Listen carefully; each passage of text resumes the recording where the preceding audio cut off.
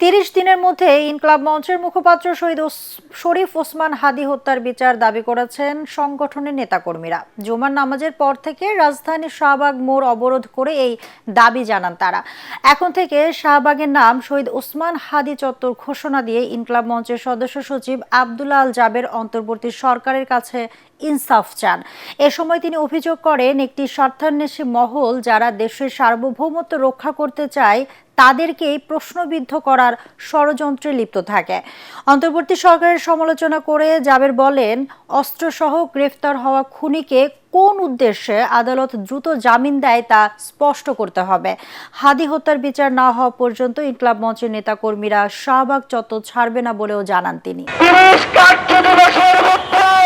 ওসমান হাদীর খুনের বিচার কার্য সম্পন্ন করতে হবে, এটার ঘোষণা দিয়েছি আমরা 3 দিন আগে। তার মানে আপনাদের কাছে সময় আছে আর 27 দিন।